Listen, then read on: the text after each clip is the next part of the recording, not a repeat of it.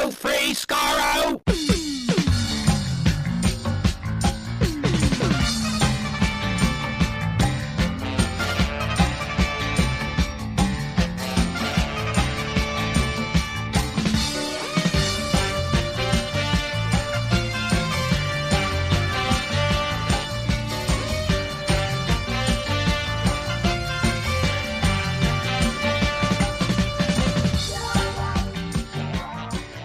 Hello, everyone. Welcome to Radio Free Skaro, episode 984. I am Stephen in Edmonton. Morning, Vancouver. And Chris in Edmonton.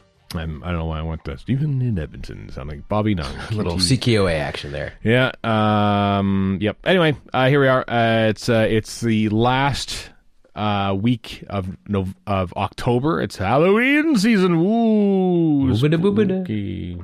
But also it's part 3 of our Terry Nation Miniscope today. Planet of the Daleks and Death to the Daleks. Yeah. Yep. Where I believe spooky. I know. Very, very spooky. Very spooky Terry Nation stuff, which of course concludes next week. But if you're a Patreon supporter, first of all, thank you. But all these are already out there on the Patreon feed, as well as a chat I had earlier this week with Jonathan Helm, Chris Chapman, and Chris Thompson, the researcher, documentary producer, and alternate visual effects producer of the upcoming Blake 7 box set that's coming out November 11th, I want to say, in the UK, December 10th here in North America. So, that's coming. That'll drop on the main feed around the time of the UK release. But if you're a patron supporter, you get that early. You can listen to it now. All the secrets that went in to making a Blake 7 box set will be yours. So too with the Blake 7 box set, but yeah. I need to order that at some point. You haven't done it yet. I need to get off my butt and do it too. Yeah, you should. I've been busy. It's on, as you pointed out a while ago, Stephen, it's on Amazon now, rather than necessarily having to, buy it through the BBC shop where there are issues. But the fact it's almost $20 more on Amazon. That's weird. Yeah. Really makes me not want to spend the money there. Yeah. And for other reasons as well, but yeah. Well, it's just a matter of Yeah, has the BBC unendorsed Kamala Harris? No. yeah, the BBC shop is this well, they wouldn't endorse anybody in the first place, but political endorsements on BBC merchandise shop.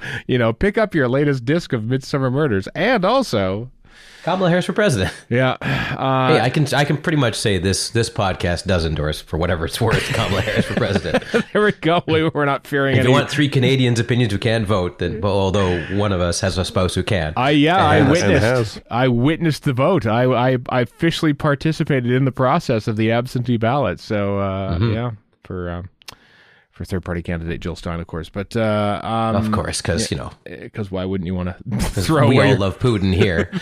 throw away your vote in a purple state, which is where Erica's voting in Wisconsin, where I'll be in a month's time, because of course I'm going to Chicago TARDIS, where they finalize their guest list. Off the top of my head, Sally Nivette had to cancel, but Ian McNeice.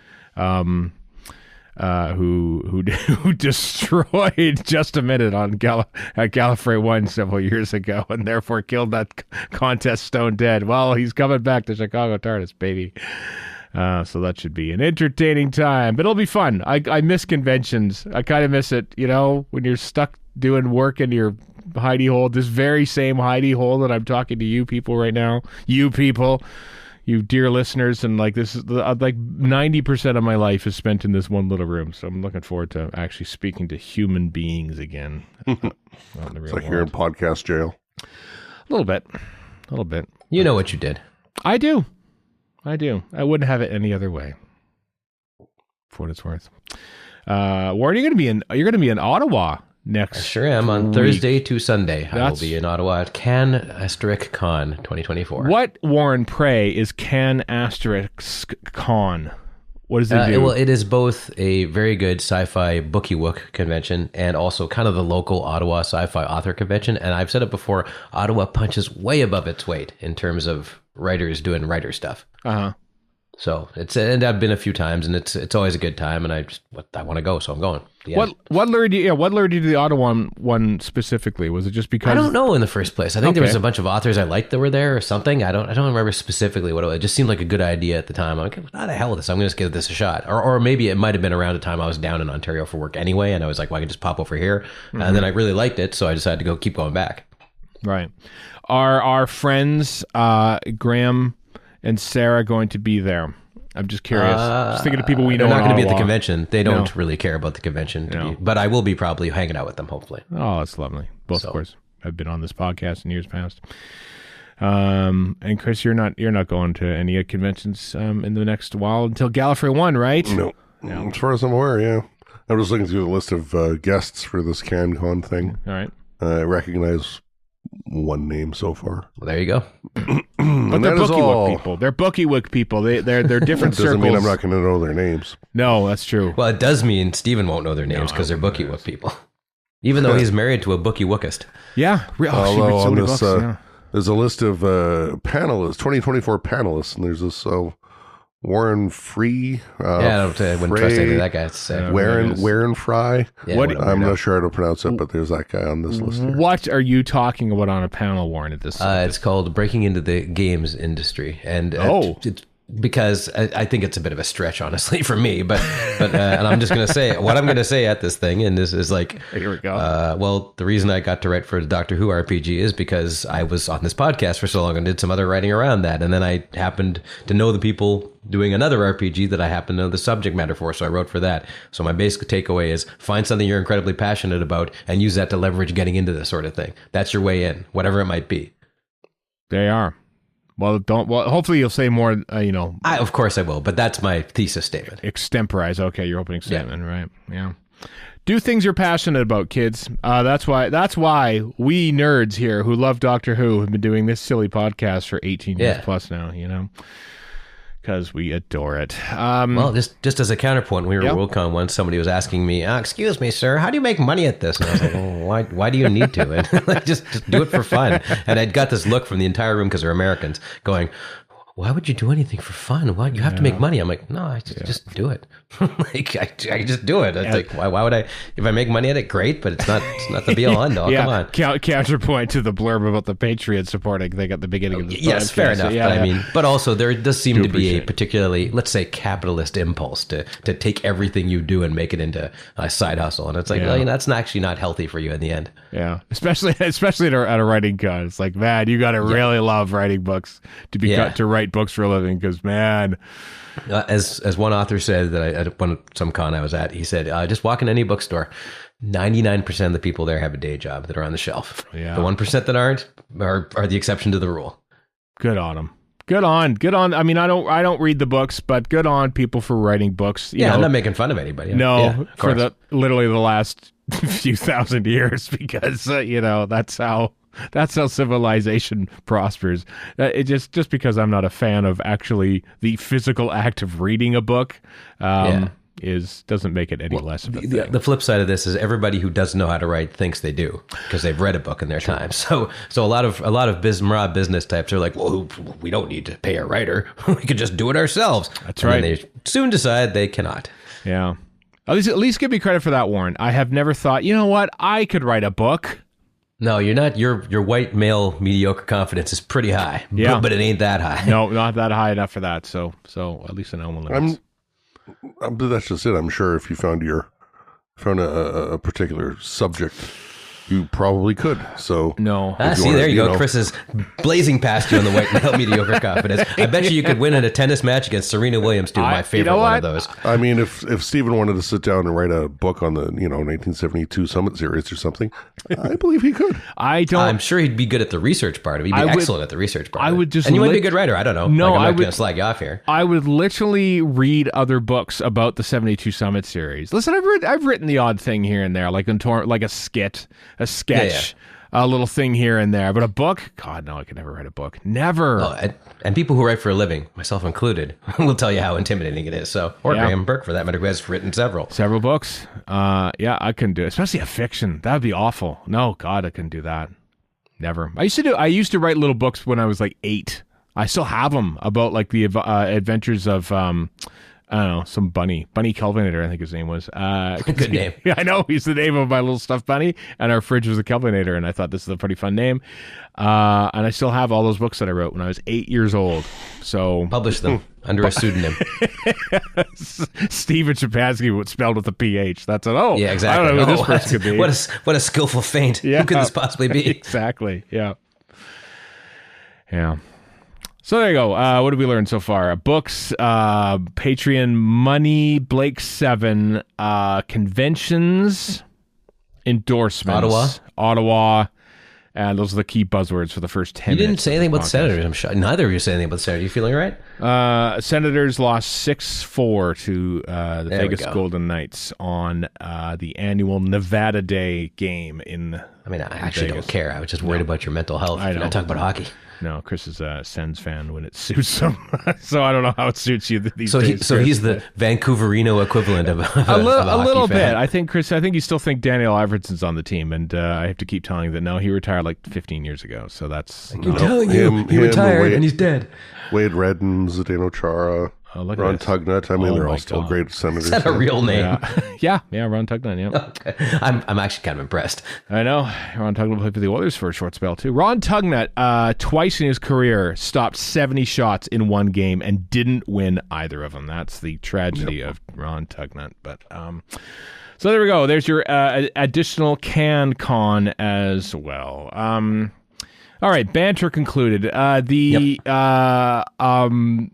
It's been 20. We're recording this on October 26th. It's coming out the 27th. October 25th, 2022 is when it was announced that Doctor Who and Disney Plus were going to partner to make new Doctor Who. It's been 2 years since that agreement. Where do you two? Where do you see Doctor Who these days, 2 years after this Disney thing where they're waiting on a renewal from Disney, but it's going to only happen after season 2. There's been a lot more money put into it, obviously. How you feeling? How you feeling about the state of Doctor Who and Disney after 2 years? It honestly kind of feels like more of the same. Like it's just different dance partners, but the same old thing as always, waiting around for it, and then it comes out, and then it is what it is, and then we go back to the beginning again. Mm-hmm. Wow. Just like that, eh? Other than things we kind of had in the past, like stats. True. We no longer have to debate and discuss, which maybe in the long run is a bonus rather than a detriment. But and if it's eventually iPlayer forward, we might be in the same situation anyway. Well, there's still there's numbers from that side of things, but for as long as the agreement remains as it is, so i.e. Disney Plus doesn't replace the BBC in the UK, for example, then we'll still have at least something to sink some teeth into, but the relevance of those is so diminished. Away. Yeah. I mean, so I've been I haven't been watching the show obviously, but I've been in the room when Erica has been watching a couple episodes of the latest Marvel show. Agatha all along. Now, no spoilers because literally, I've been in the room for 2 episodes. I have absolutely no idea what is happening in that show. I couldn't be. I think Were some they of the them first are 2 episodes. No, they weren't. I think some of them are witches. That's the best I can do. Yes, you are correct. They are witches. But as I'm watching it, or at least as I'm playing like Age of Empires 2 on the other TV or Grand Theft Auto or something like that. I'm not watching it, but I'm in the room when it happens. But what I'm noticing is that the show is mostly features like the same small core of characters, and they go they have different situations. You know, just to that's TV in a nutshell for the last 70 years. It is a bit, and it kind of got me to thinking, like, you know what, the reason people are watching the show is because they care about what happens to the characters and the relationships with each other.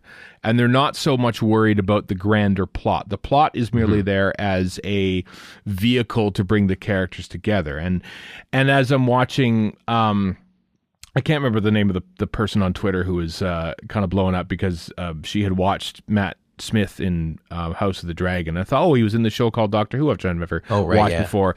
And like that tore up, and then she went into the Peter Capaldi years and she adored that as well. And, you know, she wasn't posting about all these grand invasions and stuff. It was all the relationships between the Doctor and the companion and everything else. That's what drew her in as a new viewer. Well, and sorry, go ahead. Well, I was just going to say with Agatha all along, you've also got Patti LuPone, Catherine Hahn, Aubrey Plaza. That's and there's probably other people I can't remember the names of. Yeah. That's a quality list of actors. At the end of the day, that's what's going to bring you in, because, you know, you can have all the explosions in the world, but if these people aren't delivering the goods, which those three are, and other ones too, are probably very capable of. Yeah. Then, you know, that's what people are coming back for. That's what TV's always been, character stuff. Yeah, and you know, to Marvel's credit, I haven't watched a lot of the Marvel shows, obviously, but you know, for the most part, I think maybe the Falcon Captain Winter Soldier one, whatever that one was maybe a little more. Oddly enough, that was the one that was intended to be the first Marvel series, but it wasn't done in time, and WandaVision had to fill that. And everyone kind of glommed on the WandaVision because it was like a character piece. And I think, you know, maybe Ms. Marvel was a bit of a character piece, and She-Hulk, for what that it was kind of a character. You know, I like how the Marvel TV shows have decided that they will make their TV shows more character-based. Not necessarily for budget. Yeah, I think they like the scope of the movies being for movies. They don't necessarily feel the need to replicate that on a weekly basis on a TV show. Star Wars has to, for whatever reason. Well, oddly enough, I think Star Wars has sort of said, you know what, why do a massive galaxy invasion when we do that in the movies? Let's have a story about a bounty hunter. Let's have the story about how, true. You know, that's like they're sort of keeping, whereas I feel like in the Disney era of Doctor Who, and I think Star Trek is guilty of this too, I think they're trying to bring movies to TV. I think Doctor Who less than Star Trek. Well, as I watch or sit in the same room as the Agatha thing, you know, none of these episodes featured a CG giant dog on the outside of a TARDIS, being pulled on a leash, ripping time out, and, you know, wiping out entire populations of Earth in the first 5 minutes of an episode that we know fully well is going to be unwritten 35 minutes later. You know, I mean, that's no different than 2005. Like, other than the quality of the effect, it's really the same thing. A little bit, yeah. I just think that, you know, watching what people like about like Doctor Who from 10, 15 years ago, discovering it now, I kind of wish Doctor Who would scale it back a bit. I think maybe the money has been overwhelmed by. I think it's being spent in the wrong place. I think it's the, you know, we don't come to Doctor Who, you know, we haven't watched, as classic fans, we haven't been watching Doctor Who for 26 years leading up to this thinking, oh, this is a good episode, but I sure wish there was a massive space battle in it, you know? Well, okay. Yeah. Let me jump in here. All right. So I find with Doctor Who, the effects are better and you notice it a little bit, but it just kind of fades in the background for me. I don't really care one way or the other. The effects are better and it's fine. But with Star Trek, anytime I see here's what's coming up next, here's an exclusive NYCC clip, it always starts with overwhelming visual nonsense, which you don't need in Star Trek at all, right? That's what Star Wars is good at. Don't do it, Star Trek.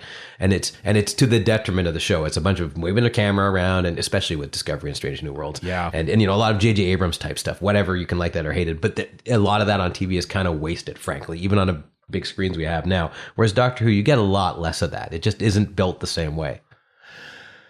Yeah, but I mean, you know, it's how many times can Earth be completely destroyed or wiped out or invaded, and then like but that's an RTD problem. That's not a Disney money problem. It is, but I think now, oh wow, now I've got like extra money to do things. Well, now we can really do this, and it's really, I mean, I'm going to go to bat for RTD here. All right.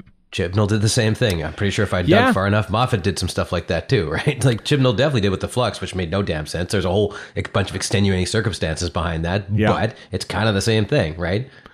Yeah, but I mean, it's the character stuff of each respective eras, which I think people are looking back on more fondly and focusing on as, think, I miss this era because of this. I miss this. I miss the Jodie Whittaker era because of Thasman. I miss this era because of, Hufaldi, that sort of thing, not necessarily just for the memes or anything but it's, just using shorthand for the relationships with the characters. And I'm, after this first year of Ncuti Gatwa's season, I don't see people going back and I miss that bond that they had because they haven't had the chance to have that, because I feel that it's been, to a point, because, Gatwa wasn't there for like a whole quarter of the season because he was busy shooting a Netflix series. But I just don't think the focus has been where it should be in the first year of Disney plus Doctor Who, is what I mean. I have more to say about this, but I think Chris should have a chance to say something, and I should stop hogging the conversation. Yeah, Chris, do you have thoughts and opinions on what we're talking about right here?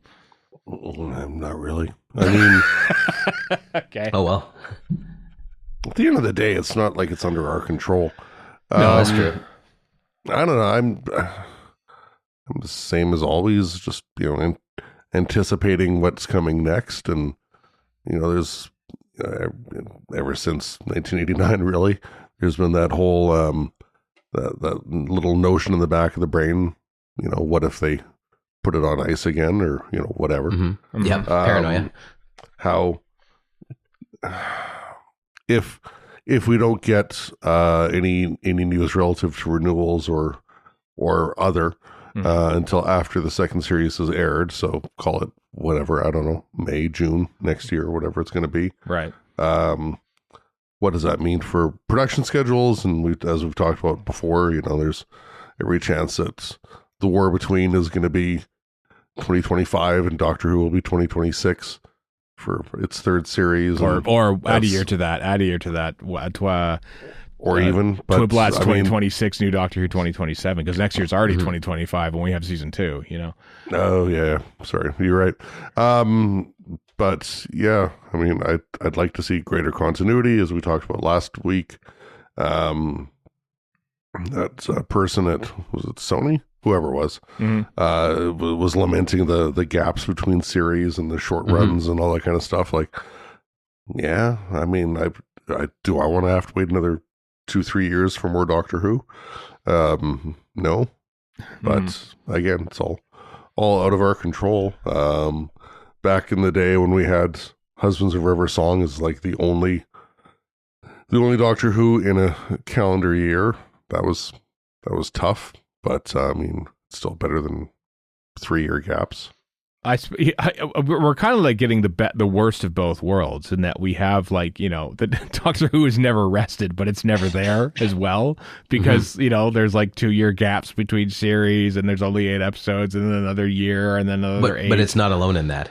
No, it House isn't. of the Dragon is the same thing. For instance, it's definitely not alone in that. Which, yeah. I don't know. I don't know if that makes it worse, because if that's, and I guess it probably is, if that's the status quo, then look at Warren. You brought up Book of Boba Fett earlier. Yeah. So if we look at The Mandalorian, for example, we've had the 2 series, and then what was going to be a 3rd season is now a movie. No, a 4th season, because the 3rd season did happen. Yeah. Right. Sorry. 3rd season happened. Yeah. 4th season is going to be a movie.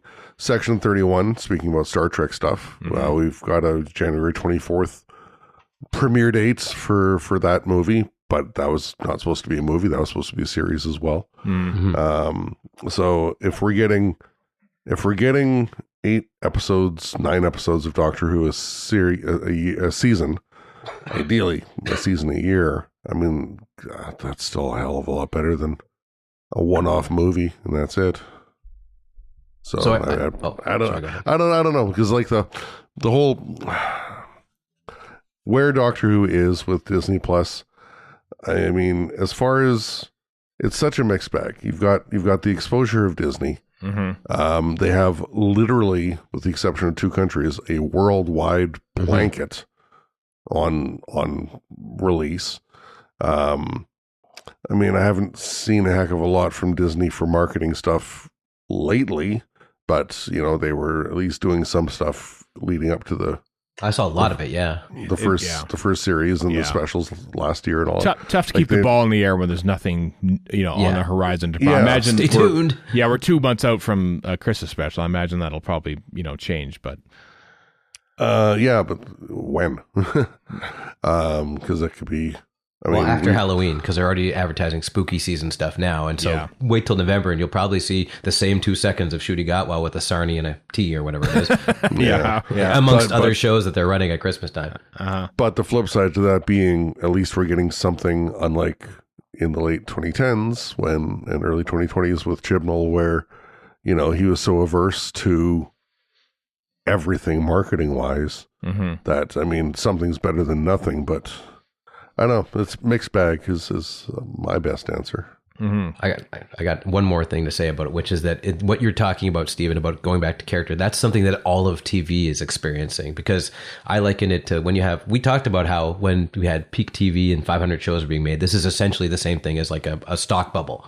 And when you have a stock bubble, you have a rational exuberance. And in this case, that means we're going to make spectacular stuff that looks amazing. And we got all this money pouring into it. And they did at the time, right? Right. And now that they don't, and there's a lot less money sloshing around now. So they're not going to have a choice but to go back to what they always did, which is focusing on character and story. Doctor Who. Not just Doctor Who, everything. Doctor Who is possibly in, I'm not going to say a unique position, but in a better position. Yes, absolutely. For a shift like that, if it happens. It's always been like that, yeah. Yeah, because especially under RTD, who, in 2005, he had some money to play with. He doesn't have the kind of money that they have now, but he had some money to play with. And even when there were budget constraints and all that kind of stuff, things still got made. And we liked them, or at least liked them well enough, and they were popular and whatever. I don't see something like Strange New Worlds reverting, to a more bare bones set, to a less visual effects heavy production, or whatever. The Doctor Who is in a fantastic position to go back into that low budget shell if it's something that has to happen. It may be, yeah. I want to loop in. So there was a Deadline reported about this survey, this UCLA survey to see what the kids are watching. Extended adolescence, they called it, ages 10 to 24, to see what goodness knows their opinions are more important than ours. This is different. And also, if you want 3 people of about the same age, i.e., not anywhere near teenagers, to talk about this, here you go. Yeah, it was a very interesting survey, partially funded by Disney, which is intriguing. But they basically wanted to see what adolescents want to see out of their drama. And it was interesting to see how because they did this survey in 2023. This is the results of 2024, but they compared them. And fantasy worlds, adolescents wanted to see fantasy worlds. Last year's survey, 20.3% of them said that. 36.2% said that in 2024. They seem to feel like they want a little more escapism, less so than personal life relatable issues. Can't see why. Yeah, right? Exactly. They also, last year they said, we like real, 26.5% said real life issues that impact society, 13.9% now. They want a little less escapism. They've never been into stories about the rich and famous. That has never been a thing that they've that's interesting. Yeah. This is amusing to me here in a little bit. Rankings for all adolescents, the number one things they want. One is hopeful, uplifting content with people beating the odds. I think that's kind of like Doctor Who. I mean, this whole thing is kind of like other things too. Yeah, down at 15th is romance and or sex. Is thinking, okay, this is totally Doctor Who. You kids should be watching Doctor Who. I hope they're watching Doctor Who. But I mean, it's intriguing. Number 2 was, oddly enough, action and or fight scenes. So maybe they do actually like all this stuff. The third. There's 2 things tied for third, which kind of reminded me of the focus group for Itchy and Scratchy, where it says they want to see people with lives like my own, but they also want to see superheroes. Those are tied, which amused me. 10% more rastified. That's what we need. Yeah, I could just see Ralph Wiggum just getting chewed out by an executive and crying after that. Lindsay Naegle, perhaps. Yes. Yeah.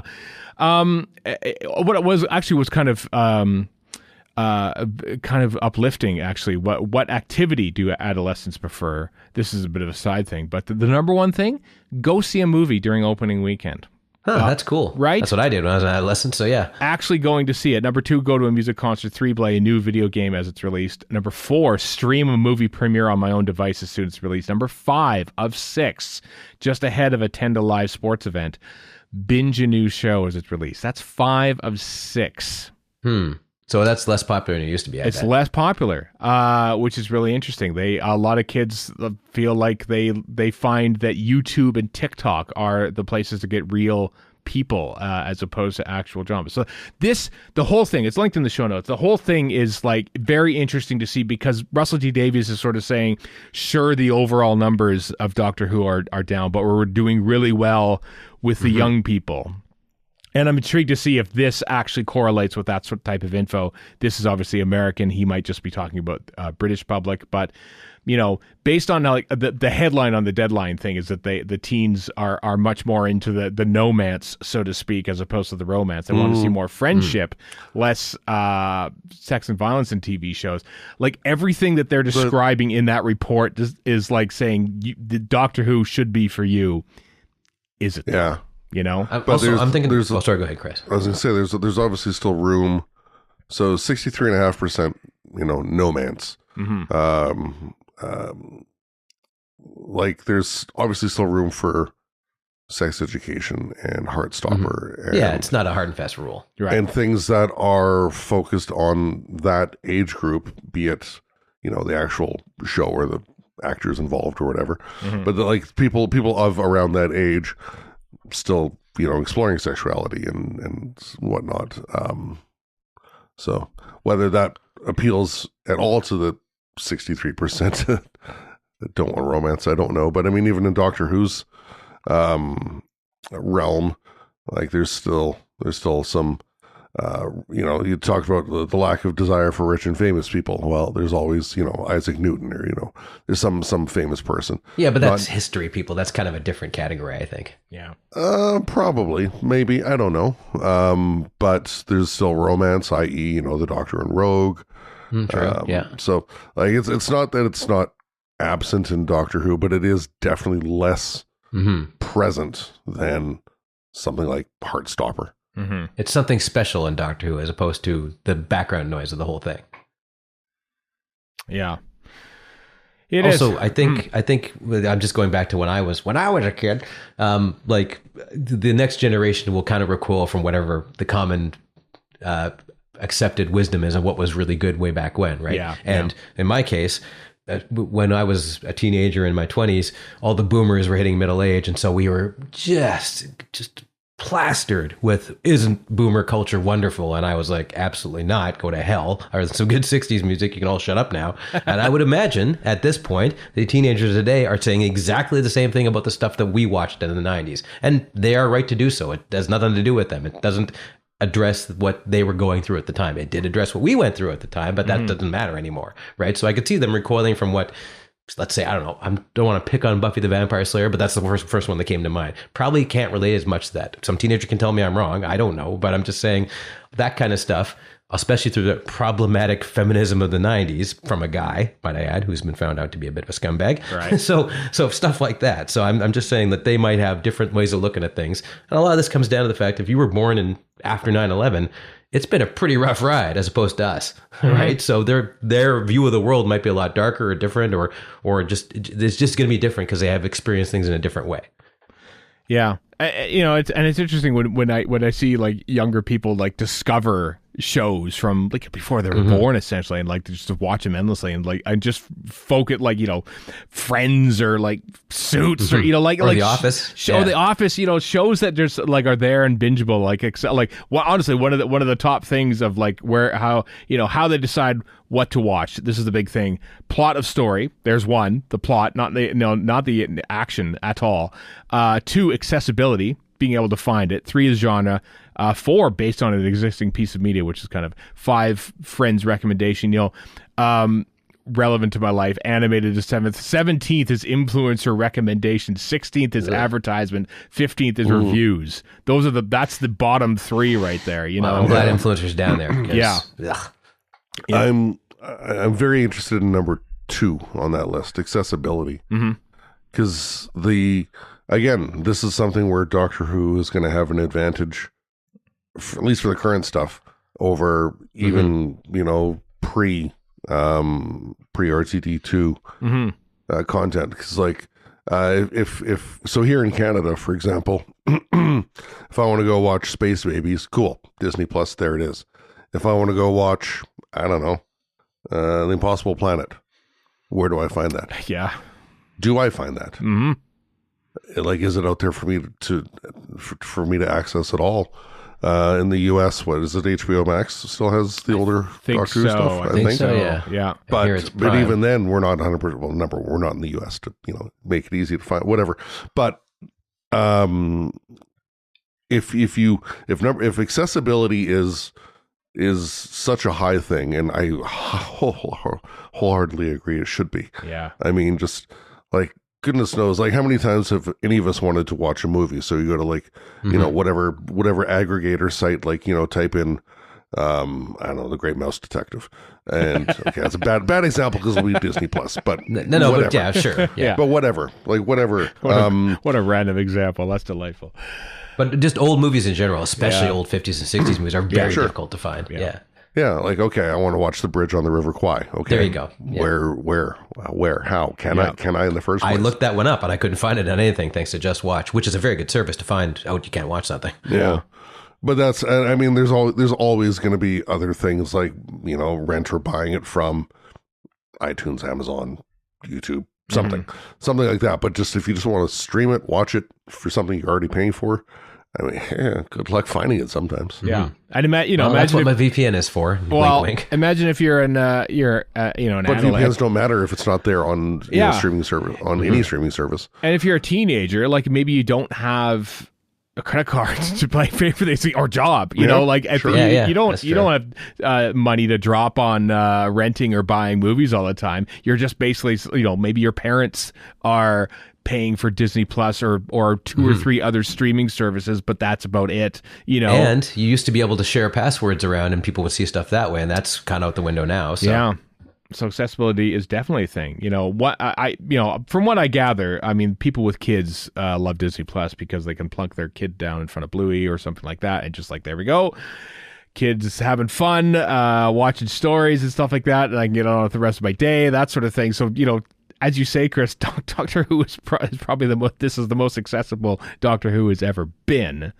For those not in the UK right now, anyway. Yeah. Had RTD not made a condition of his return be all the old stuff on iPlayer, I mean, that we'd be having at least a slightly different conversation. I suppose, but honestly, with everything there, yeah. At least for Brits or those with access to iPlayer, that's the thing. You want to find something. Okay, who cares if it's Crave, HBO Max, Disney Plus, whatever? There it is on iPlayer.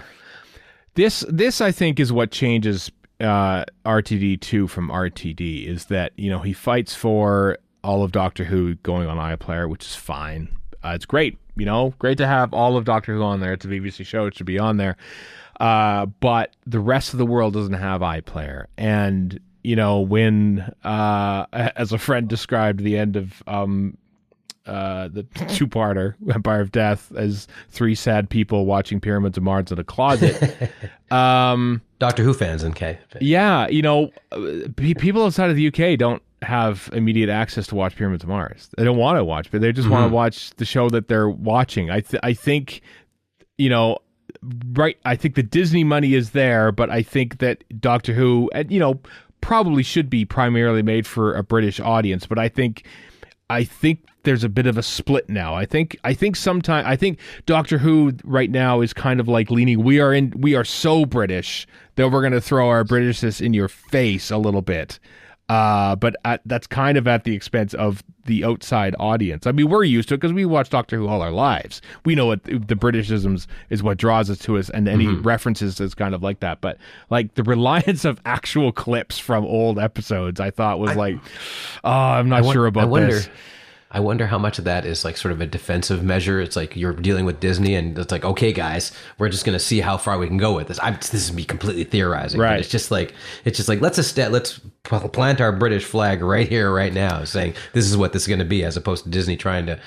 Not that I'm saying they have, but I can see RTD basically sort of putting down the table stakes here. You know, like a preemptive act of defiance, saying like, exactly. You're not going to take our Britishness away from us because we're going to go 150% British, so that when you inevitably be a BBC thing, it is their mandate, right? So I suppose, you know. But yeah, the reliance on clips of old episodes and some of the stuff that we saw, I thought, man, this is going to confuse people who are watching it for the first time at Disney+. But at the same time, like, oh, Pyramids of Mars, they're watching Pyramids of Mars, yeah. In a way too, but it's also, I don't know.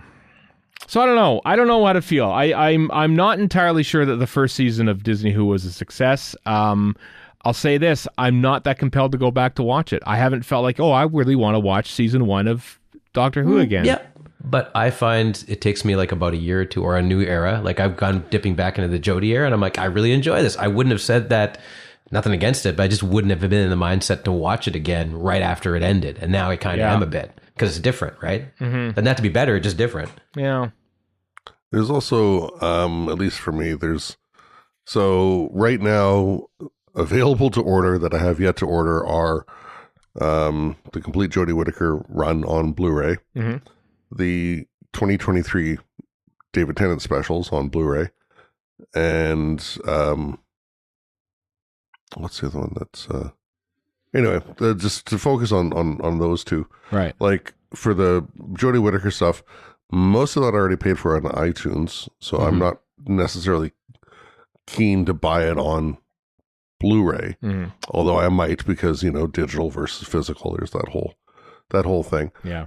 But for the Doctor Who 2023 specials, I'm really hesitant to buy those on Blu-ray because they were shot in 4K. Where's my 4K release? Mm-hmm. Good point. And same thing for whenever season 1 gets announced for this part of the world. They were shot in 4K, and I think Jodie's series, at least part of it, was shot in 4K.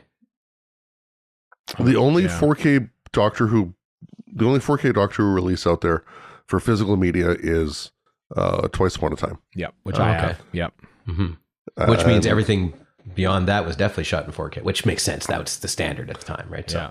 Yeah, but the lack of availability of that also makes me not want to buy whatever, because eventually that's going to come out in 4K. Mm-hmm. Maybe, yes. Yeah, maybe. It already is out in streaming 4K some places. I don't know. Yeah, like you say, Stephen. Like, if it hasn't happened by now, number one, why? And number two, will it? And if I buy something now, I'm just going to have to buy it yet again. Not that I haven't done that already for, you name it, for Doctor Who stuff. I know. VHSs and DVDs and Blu-rays and whatever else, iTunes. But I mean, there's a few things I'm waiting to pre-order. It's because I don't know if I want this iteration, but if I don't buy this iteration, like, am I going to miss out? Are they never going to do a 4K, whatever in North America? I wish I knew. Yeah. I don't know. There's no reason they can't or shouldn't. There's obviously there's a market for it. They shot it that way. They broadcast it that way. Broadcasting air quotes, but still. I forget. I don't have it in front of me. I forget if Andor was released, or like The Mandalorian also came out on Blu-ray, Steelbox too, and I can't remember if it was 4K. Part of this too might have been 4K. Might have been 4K now that I think about it. Blu-rays are a niche at this point, pretty much, almost. And then so 4K, and I've got a 4K player that I've never used for anything. I don't have a 4K disc yet on my PlayStation 5. In fact, I've just played Doctor Who DVD, or not DVDs, but like Blu-rays on it. But that's a niche of a niche, right? So people with 4K players, even though a ton of game machines have them, people kind of, I for one, forget it that I have one. So that's probably part of it too. It just, economically speaking, doesn't make any sense for whoever's distributing this thing to put out a 4K disc. I'd love to see it too, but are they going to do it based on the economics? Who knows? Bet you the adolescents in this survey aren't buying those Blu-rays. Who knows? I remember a few years ago, people were buying records, and it was young people buying records. Yeah. Also true. Yeah. Well, we'll see. We'll see what season 2 is like. I mean, it was shot before season 1 ever even came out, so it's not like they can learn from any, things they want to change unless they do some furious re-editing of things. I'm curious to see season 2. I'm curious to see how well it does. I'm curious to see how soon after Disney will make a decision on renewing their deal with the BBC for Doctor Who. I'm curious to see if the episodes they choose to launch season 2 will be different than the ones they launched with season 1. Will it be farting babies and dumb musical numbers? I'm hoping not. But musicals could be, people could have loved that. I don't, but people could have loved it. I don't know if they do. Also, there's nothing more consistent than old Doctor Who fans like ourselves being a bunch of pessimistic mopes, whether or not we're supposed to be. I suppose, yeah. In a way, this has kind of made me feel like, this kind of feels like home again. Like being worried about the future of the show. Doubt and dread. Yeah, it's like this. And the thing is, there's nothing else right to be doubt or dreadful about, especially not in a week and a half. So, Yeah. So just poking around, I found an article on Forbes about Disney adding Dolby Vision HDR to their 4K masters for home release, starting with Deadpool and Wolverine. Oh. So upcoming stuff apparently announced for 4K Blu-ray are Season 3 of The Mandalorian, Season 1 of Ahsoka, Season 1 of Hawkeye, and Season 2 of Loki. But that doesn't say anything about anything that came before. The other thing about... Sorry, go ahead, Chris. So I'm just like, I get the impression that, I don't know, maybe there aren't Mandalorian Seasons 1 and 2 on 4K. But again, that's just so dumb. But what you're saying about Dolby Vision is that's another niche. It's like people that have a good enough TV to have Dolby Vision and HDR and all the rest of it. And also, the difference between SD and HD is staggering. The difference between HD and 4K is not. You can tell, but it's not that overwhelming. Like, it makes more of a difference in a video game. And even then, I play on my Xbox Series S. It's HD. If I'm playing Grand Theft Auto, it's like anything else. I couldn't care less what it looks like. Is it good? Just like watching an old Doctor Who from the 70s. Does it look like crap? Yeah. Do I care? Not really. I want to see that pristine videotape quality, damn it. As I think I've said before, like I do have a 4K Blu-ray player. I do have a 4K Dolby Vision TV, which I think you do as well, Warren. At least maybe. But I don't really think about it, to be honest. But anyway, sorry, go ahead. I've only bought a smattering of 4K Blu-ray discs so far, and one of them, Starship Troopers, the way it looks in 4K, just like joins between live action and CG shots, and like there's a lot of stuff where you really see it. Oh yeah, you really see the seams, especially older stuff, because they never expected to have you see it, right? And yeah, sure. But here's where it's a plus: the 4K. I was watching the trench run from the 4K 77 edition of Star Wars, the original, and I'm like, all these flaws just make it better as far as I'm concerned. Proper film flaws. I'd be intrigued. I know we used in the past. We had a segment called Second Chances where we watched, and it wasn't a commentary. We just sort of re-reviewed newer episodes of Doctor Who after a few months, and I don't know. Part of me wants to kind of revive that for season 2, but if that leaked memo is right, and Doctor Who season 2 is actually premiering on March 28th, I'm not sure I'll have enough time to do a proper podcast series about it. Because Gallifrey 1's coming and all that entails there, but. I'd be intrigued. To go back and watch these episodes, because there's also the podcaster's lament is that you're watching these things and then reviewing them within 24 hours of them, and then you kind of put it aside and get on to the next thing. Yeah. And such as it has ever been on this show. Literally, we started just after series 2 of David Tennant's first series came out. But I don't find myself rewatching newer stuff on a whim as much as I do older stuff, just because it's comfort viewing. I know it. I can just put it on in the background if I want to. And sometimes if I watch a Doctor Who episode that I haven't seen as nearly as many times as classic Doctor Who, obviously, I feel like I don't feel right in putting that on in the background, because I'm not paying attention to it. I'm not as familiar with it that I could just sort of have it on in the background and not pay attention to it. I kind of have to pay more attention to it. So in a bit of a quandary. Right now I'm watching Sergio Leone Western films, so like I feel like that's kind of where I'm at right now anyway. So Doctor Who is a bit of a crazy shift, but maybe in December leading up to Joy to the World, the Christmas special, maybe I'll throw it on and Oh yeah. Yeah, the impulse will come in as we get closer, I think. Yeah. Same here. Mm-hmm. Well, there we go. That was some banter. That was some proper discussion, proper serious discussion. Firing line, William F. Buckley almost falling off his chair discussion. Oh, thank God for that, William F. Buckley. Not a troublesome history. Is America in a labor crisis? Yeah. Yes, I do think so, Christy. The one last thing about new Doctor Who is curious. The BBC, the official Doctor Who.tv website says where to start with Doctor Who. They have, just sort of an article about suggestions about which episodes to maybe show someone to watch Doctor Who for the first time. And there were some intriguing ones on here that I wanted to mention and get your thoughts on, chaps, about, because oddly enough, the 11th hour is not on here. Unacceptable. Which it kind of is the universally accepted first episode of Doctor Who to be recommended. I don't know what universally accepted, but...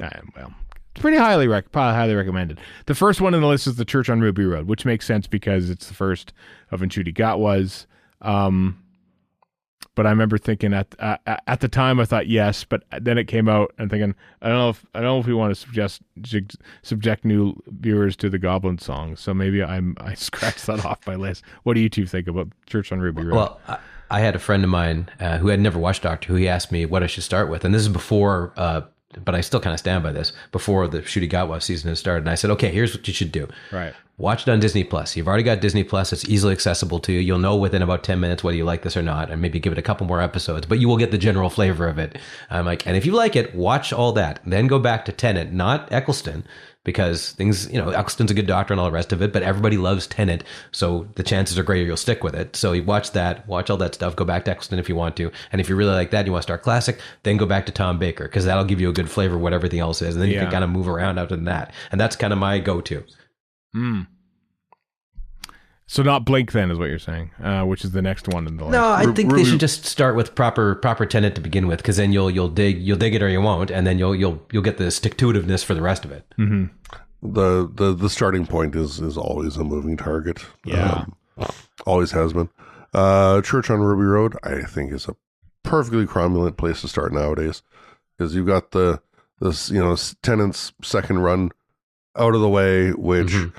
Is probably for the best that you don't start there. Yeah, it's baffling if you don't know what's going on. Speaking of, just starting with Disney Plus content, but start with Ruby Road, because at least then you've got, it's the current Doctor.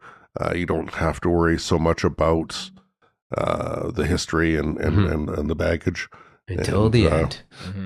And if you start with, say, Starbeast, then you got to know, you don't have to, but it's definitely beneficial to know about Tennant's prior run and Tate's prior run. Yeah. They loaded up with a lot of that, honestly. I mean, if you're a new person, it's fine for us, but if you're a new person, you don't need to see all this. That's like 3 episodes worth of the opening of the TV movie. There's an incredibly well shot and well planned out introductory sequence at the beginning of the Starbase. Yeah, very helpful. So it's all there for you. Sorry, Chris, I cut you off there. Yeah. No, it's fine. And then as you were going to say, the next one on the list is Blink, which is the worst place to start. I don't know. The absolute worst place to start. I don't know. I think, you know what? I think some of these, like Blink and Vincent and the Doctor, I think they're like, or Flatline. Flatline's a cool one. They're not necessarily like in sequence or anything like start here. Like, I think starting sometimes, just the flavor of the show, less so than if it's the beginning of a large sequence, you know what I mean? Of an entire era. This is the way I watched it, but I think Vincent and the Doctor works better within everything else than as a starting point. But I could be wrong about that. This is just my perspective. Yeah, I've come around on Vincent and the Doctor over the years. I've done nothing against it. I just don't think it's a good place to just plop right in the middle of and learn about the show. Mm-hmm. No, like Blink, for example. I'm just averse to starting with a Doctor Light episode. I think it's just don't start with Space Babies. Right. I don't think that's a wise move. Mm-hmm. Well, I wouldn't start with Space Babies. I start with Ruby Road. Yeah. But just so I don't think we necessarily want to talk about every single one of these in great detail, but No. I'm just gonna. So I'm gonna take an executive decision here. Just kind of quickly run down the list. We All can right. talk a little about each. Sure. So Blink is the second one. So, Yep. like I've said, I don't think a Dr. Light Yeah, episode is I'm a with place to start. Vincent and the Doctor, as has already been said, I also don't think that's a great place to start. If I'm going to start somewhere from around that run, I'm going to start with the 11th Hour. Yeah, I agree. Because you get the template of what's going to come. That's true. But tying in our earlier conversation, what I like about Vincent and the Doctor is 3 characters in the whole thing, and it's the relationship between those 3 And characters. a fourth invisible one. Yeah, which drives the whole show. I think that is. Well, the that's 11th hour isn't much more than that either. So That's true. That is true. You know what? But I'm amazed at how tiny the cast of Vincent and the Doctor is. Like apart from the main cast, there's Bill Nye there, and So why not say Amy's Choice? Yeah, that's also that one's dark. I mean, it's also, you know what? I guess actually, suicide and mental health is also dark too when it comes to Vincent the Doctor. But there is an uplifting nature to it, whereas I think the Amy's Choice. I got that and confused with Girl Who Waited. Also a small cast, tiny production. cast. Yeah. Why not start with? Why not skip a couple ahead of Vincent the Doctor and start with Big Bang? Big Bang Part 2 of a part two of a two-part. Yeah. confusing as hell. River Song. Who the hell is this? Yeah. Like to my mind, that's as idiotic an answer as Vincent the Doctor is. Yeah. And as good as one, really. I mean, they're kind of more like greatest hitsing it than they are actually thinking about it. You know what I mean? To a point, yeah. And then the next one on the list, Flatline. Like, okay, interesting choice. Where again, Dr. Light episode, you've got the companion acting as the Doctor would, Right.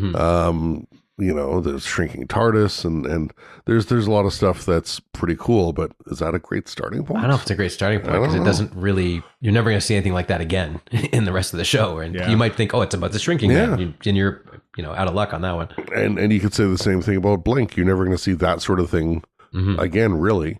Right. Kind of Sleep No More, but not really. And the next one is Eve of the Daleks. Like, okay, so that's leading into Jodie's, last. Oh, well, whatever. I had never thought about that as an introductory story, but I so enjoyed that story that I could totally see it. There's Daleks. Time Is that loop the time is kind loop of one, fun. or is Yeah. that? Yeah, that's okay. the Then, time loop one, it might not. It does introduce the theme of the show pretty easily, and you get the Daleks in there. Yeah. Yeah, that's not bad. It's not bad. Yeah.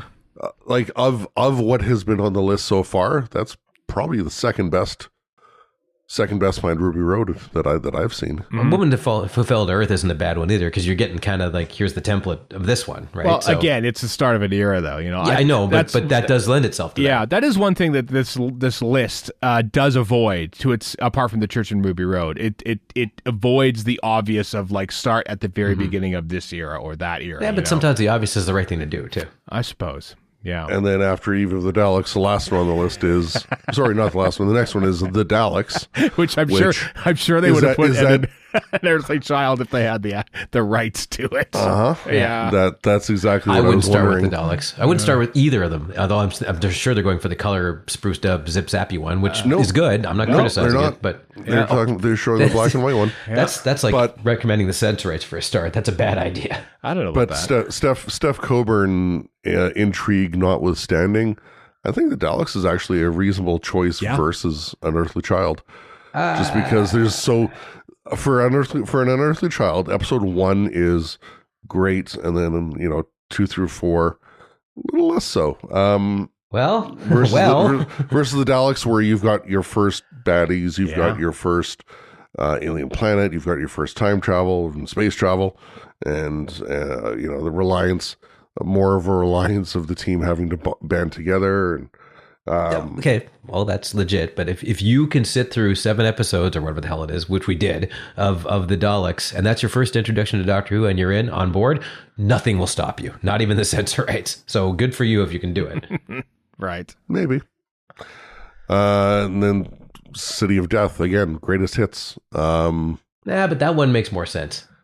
I It's showed a lot of fun. I showed City of Death to my friend Shane Turgeon many years ago, thinking that this is gonna be the one. This is gonna hook him, and he hated it. He hated it. Okay. Because he thought it was silly and everything. And it is. only That's years. what's great about it. I know. Only years later did he finally start watching New Who and liked it.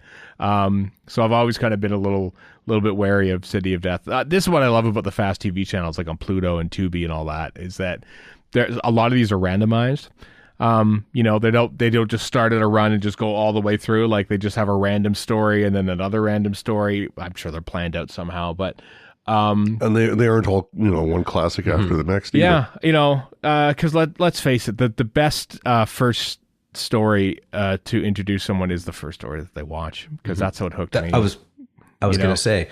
That's another option that we never had. The fast TV channels, just throw it on in the background. If something catches your eye, great. Whatever that might be. Yeah. So honestly, that would be if you're trying to hook someone on, like they're free. They're literally free. Sure, they have ads. They're free, but they're right there. And like God, as a kid, growing up, I would have loved that. Can you imagine? And the thing that appeals to you is not going to be the thing that appeals to somebody else. So you'll somewhere in that mix of stuff, you're going to find something you really like, and then you'll go with the rest. Yeah. And back to that. Adolescent poll number 2, accessibility, baby. Yeah, there you go. Yeah. Tell the kids about fast TV channels with Doctor Who, because that is even me today. Like, I've watched these stories a billion times. I got all the DVDs and Blu-rays, and yet sometimes I've done it too. I'll pop it on. What's going on? Oh my God! Yeah, let's do this. We're watching. We're halfway through the colony in space. Sure, why not? Yes, absolutely. Sign me up. So there. Wow, look at this. We're an hour into this show, kids. My word. Amazing. We still have a Miniscope to come. This is the stuff you're here for. But hey, first though, fictitious awards, kids. The Welsh BAFTAs were hounded out last week. And Ncuti Gatwa won Best Actor at the Welsh BAFTAs for Doctor Who. Say the word, Bart. About that. The Welshies? Yeah, there you go. Oh, Chris. Yay! The Welshies. So well done, Ncuti Gatwa. Judy Gardner also won like a career.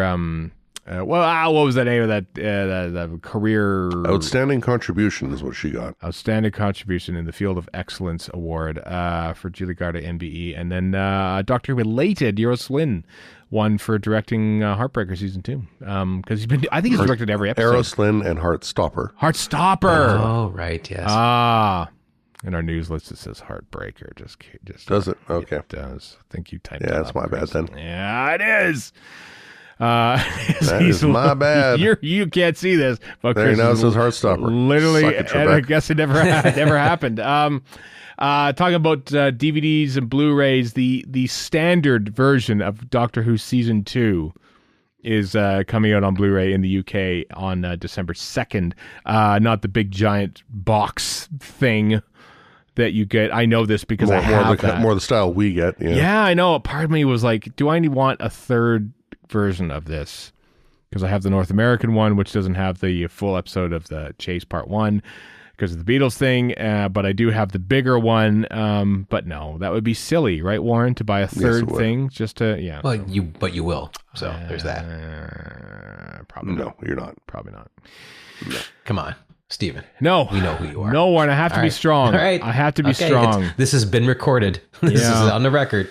And two big Finnish things to talk about. I know that they sort of hinted at Matthew Jacobs was writing another story for this is later. Sorry, that's the second one. The first one is 4 audiobooks coming. There we go. That's what I meant to say. Gallifrey Echoes Through Eternity, which are coming out in December, I think it is. November. I'm looking at it right now. November 2024. Really cool looking cover. Yes. What's in the cover, Warren? There's it's the Gallifreyan sort of robes of the Patraxes or whatever. It's probably not. I'm getting it wrong. But the official, the big collars and all that. But there's no face underneath it. There's just a picture of what I presume is the Citadel. The Citadel, yeah. And with a kind of a moon sort of a thing and maybe abstract Gallifreyan writing behind it. So it's just kind of cool looking. Mm-hmm. Striking. Yep. It is. And in that set are 4 brand new stories in the style of Big Finish's short trips, written by Gary Russell. 2 of them written by Gary Russell. 1 written by Field Trethway and Georgia Cook and Una McCormack. All folks I think who have been on the show at some point, or at least I in believe person so, at Gallifrey One. So Yeah. Georgia Cook, no, but that's Fio's partner. that's right. Yeah. So So there we go. So that's coming in November from Big Finish, and then what I hinted to earlier. Now we have artwork to dissect for Doctor Who: Deadly Strangers. This is 1/3 of which was written by Matthew Jacobs, his first time writing Doctor Who since the TV movie. But there's Charlie wearing an outfit, looks like a piper or something. There's the Mara. There's Paul McGann. Major. Yeah, there we go. Drum major, that kind of thing. Kind of like menacing Charlie. She's wrapped around him. yeah. Or wrapped. He's whatever. It is wrapped around her. Sorry, That's true. I've misgendered the Mara and Charlie. What a terrible human being I am. There's women's suffrage going on. I think women on strike things going on. So that might indicate the time period of when it's there it is, a women's strike in 1970s Iceland. Chris, Kat loves Iceland. They aren't dressed like in 1970s Iceland. Well, maybe. Well, that may be. No, that's what it says though. All right. Well, all right. What I love about this cover is that the Mara only looks slightly less puppety than the TV Mara. It does kind of look like it's more Snake Dance Mara than Kinda Mara, but so there. That's coming out in December. Anyway, this has been Radio Free Skaro overanalyzes Big Finish artwork to try to determine what's going on in the latest But quickly. release. Yep. That is quicker than the other stuff we overanalyzed. Exactly. Yeah. That's true. That's true. Well, if you're ready for overanalysis, it's time to talk about part 3 of our Miniscope on Doctor Who writer Terry Nation in the Miniscope. Just as I thought. A Miniscope. Now this is outrageous. Who is responsible for this device? Welcome back. It's part 3 of our legendary Miniscope on legendary Doctor Who writer Terry Nation. Part 3, it's Terry Nation phones it in, everyone. Yeah, we've reached that part of the... He sure does. Of the Miniscope. Terry Nation's return after many years away from Doctor Who. Unaware indeed that Doctor Who had changed whilst he was away, as we'll get into. But today we'll be talking about the 2 John Pertwee stories, that being Planet of the Daleks and then Planet of the Daleks Redux called Death to the Daleks, because there's a lot of similarities going on here in these two stories and the ones that came before, and in some ways the ones that came after. But Planet of the Daleks, kids. Where do you want to start? There's a lot going on here that we've seen. Well, I can before. start with the Daleks from 1963 because that's basically what it is. Yeah. You know what though? I mean, so yes, there are a lot of stuff that is very similar to that very first Dalek serial in this Planet of the Daleks. I don't know.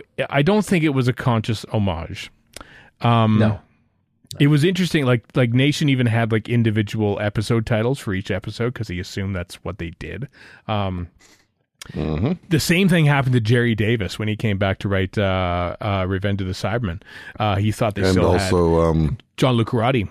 For the Ark in Space. I mean, they're just being conscientious. They just don't know any better, right? I guess so, but it goes to show you how, like we talked about Day of the Daleks, which obviously wasn't a Terry Nation, but like they basically thought everyone remembers what Daleks sound like, right? Okay, well, let's just make that sound. And then they got it wrong because their memory was wrong and they didn't write it down. And I just get the feeling that, Terry Nation wrote that first Dalek story like 10 years prior to Planet of the Daleks. And did he know that he was repeating himself in so many ways in Planet of the Daleks? Or was it just sort of like in the back of his mind and said, oh, I know what? I'm going to write this into this story, maybe that or something like that. Like not a conscious homage, just repeating himself. I say this as podcasters because I remember many years ago when I went back and listened to like all of the RFS episodes leading up to our current ones, which like probably numbered in the 300s at that time. And I thought like, oh, wow, this is something really fun that I just said this week. And then I realized that I actually said that like 3 separate times over the last I've definitely fallen in that hole myself. years. So like, is Terry Nation repeating himself on purpose or by accident? Gentlemen, discuss. Accident, I think. Well, and I'm sure we'll get to a little bit more of that in part 4 as well for Genesis. But suppose a little bit. Yeah.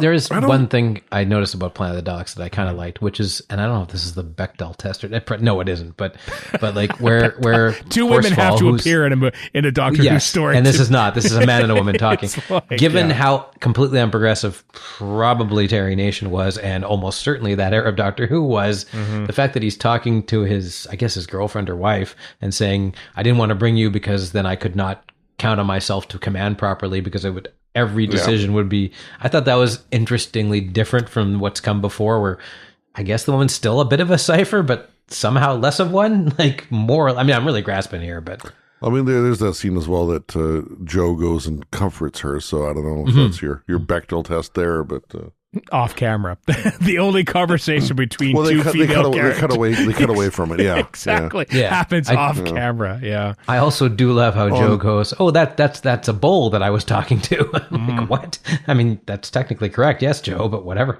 Okay. Yeah. Also, with watching it, number one, it's nice to be able to watch it on Blu-ray. Yeah, very true. Still don't have everything quite yet. And then number two, in watching the info text, so they're talking about I forget her name, the actress who played that character, Jane Howe, and how she was born in, I think it's 1950, and she's playing the girlfriend of Bernard Horsfall, born in 1930.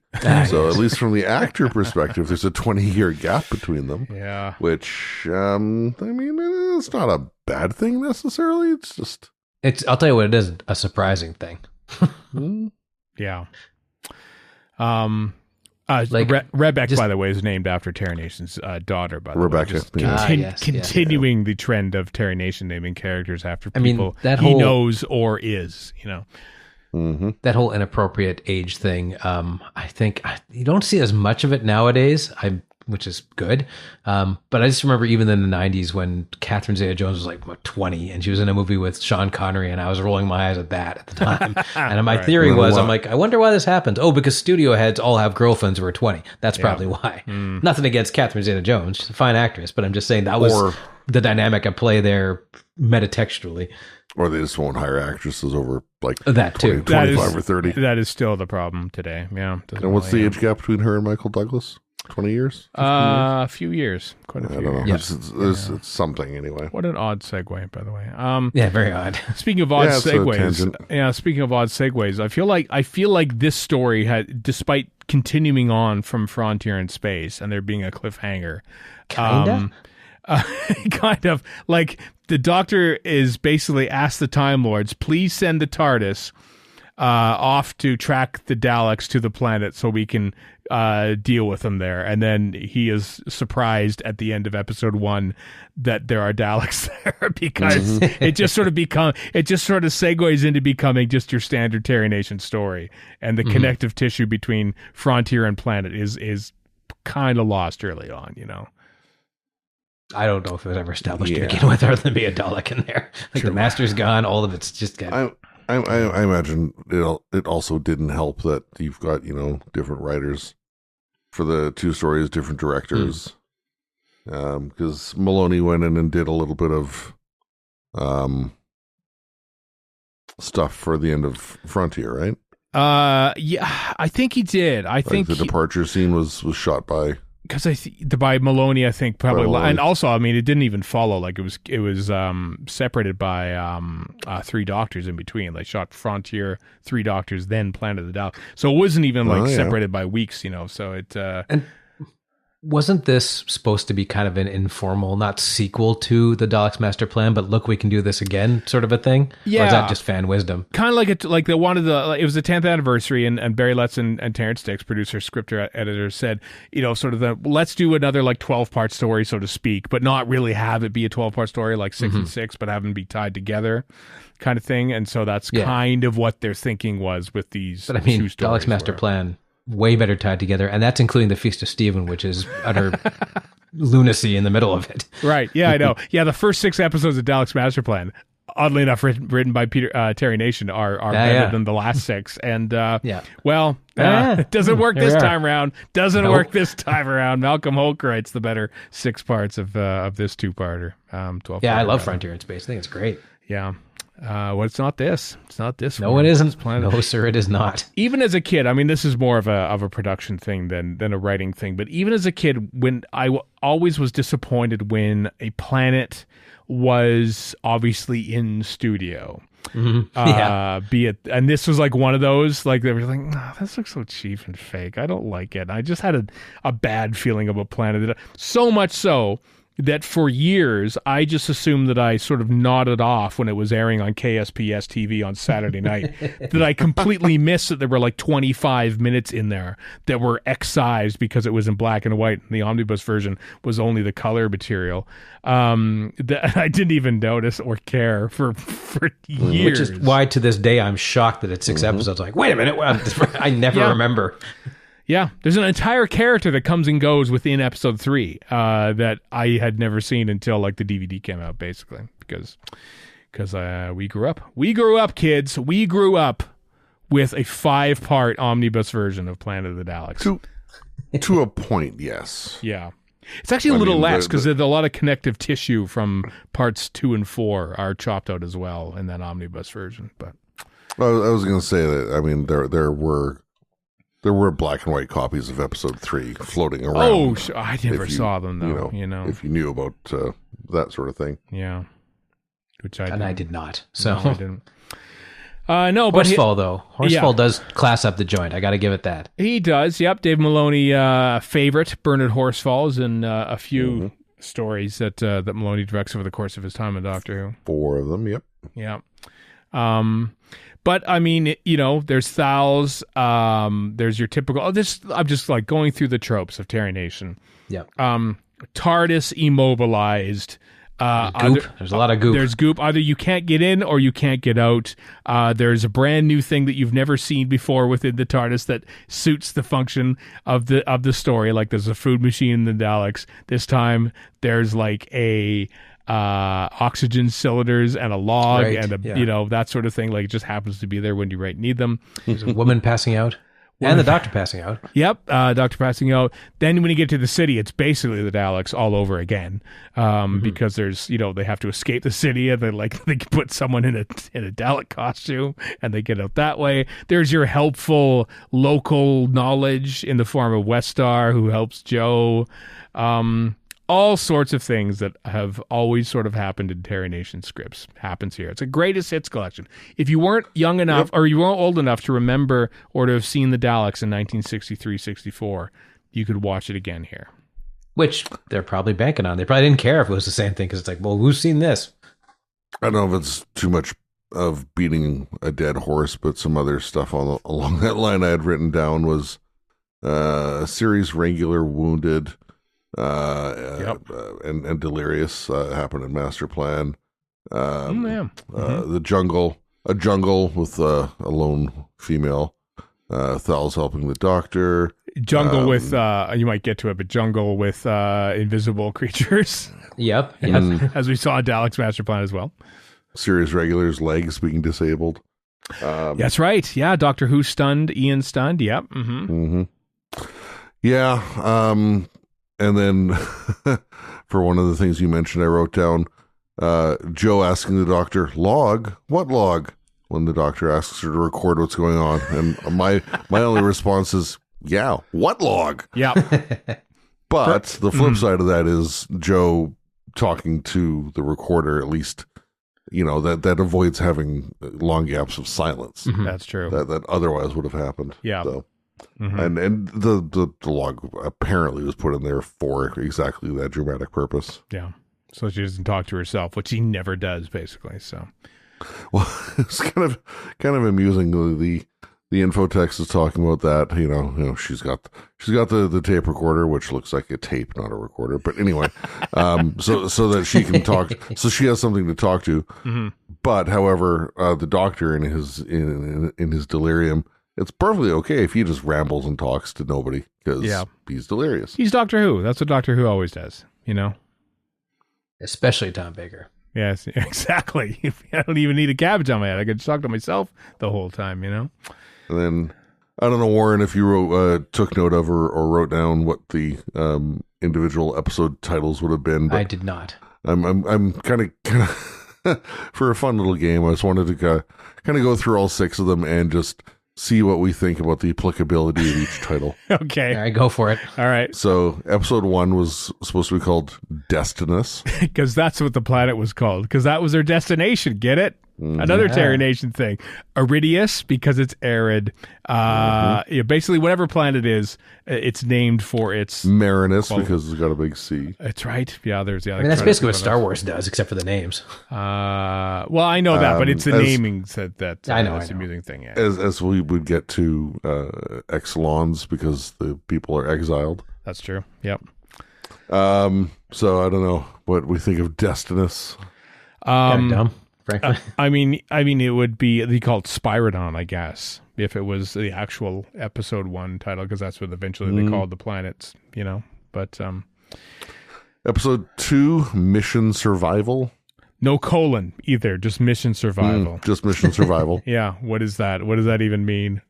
How I vague. guess it means they survived the mission, I guess. I guess so. Or I mean, if it was mission survival, then I guess, you know, what is every day and every creature's life, really, apart from No kidding. survival? Eventually you will fail that mission. Yeah, pretty vague. Pretty vague. Episode 3, which I generally associate with the escape up the with the draft and the parachute thing. Yeah. Episode 3, Pursued. Huh. Pretty vague. Yeah, I don't know if they are pursued as such, because they kind of captured them, didn't they? It's more like, captured or escape. Yeah. Or, you know, something like that. Mm-hmm. Episode 4, Escape or Die. It reminds me of the video game Skate or Die. Yeah. Indeed. Yeah, quite possibly. I mean, the escape actually does happen in episode 4. So It does. That's when it finishes off. Yeah. yeah, so that is, you know, technically. And they didn't die. So didn't the die. escape. Yeah. That's true. I like all the work that's put into this, and then they just go, no, we don't need these. No, we don't need this. Yeah. Episode 5, The Day Before Eternity.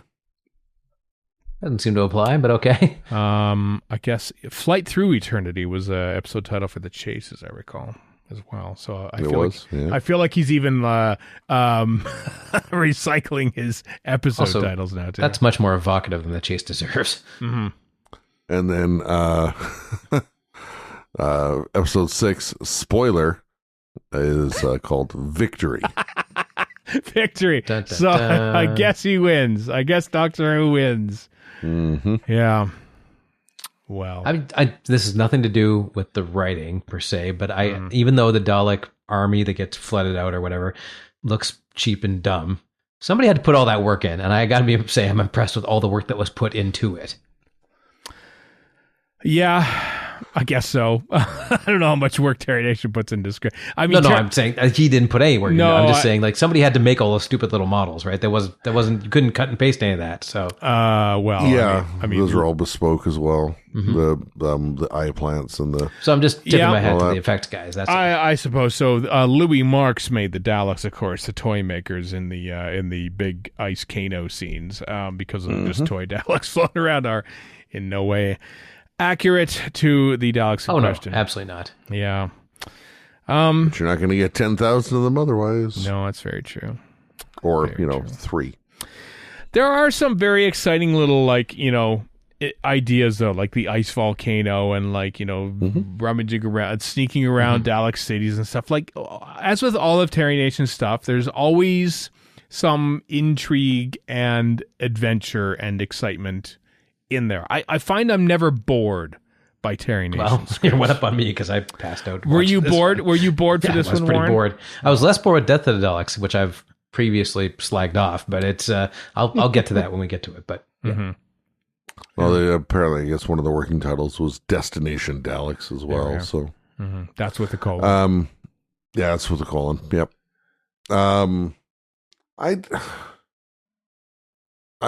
often waffle between Day and Planet as being my least favorite of the 3 Pertwee Dalek stories. Usually it's Day.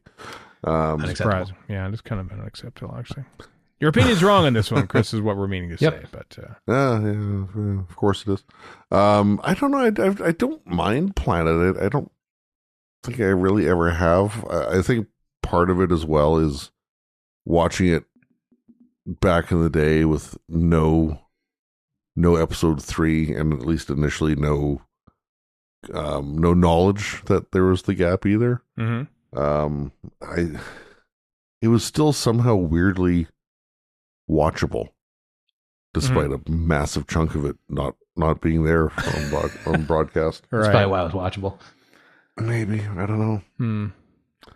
Hmm. One thing that I don't know how big a fan I am of it, because it happens in 2 stories in a row, is you've got the Joe Lautep thing, and then followed by Joe and Cliff. Yeah, I know. And the story after for the Green Death. Lautep, you never had a chance. Come on. That was very Leland Andred. I was going to say, yeah, it's just like, I'd like to ask for her hand in marriage, doctor. I think, well, it depends. So the doctor's going, yeah, no, I could let Joe speak for this one. Yeah, you seem very nice, but we only just met and you're a drip. So bye. You're a drip. Very nice. That's an expression you don't hear very often anymore. Yeah, I know. Well, you would have back in 1973, hopefully. Oh, you definitely would have been. Yeah, for sure. Yeah. One thing I do like, though, is the Spiridonians being, I mean, ostensibly a primitive type race. Maybe not so much as the Exelons that we'll get to, but being a primitive style race, but still having enough skill and knowledge to do things like develop an antidote for the fungal infection. That's true. Yep.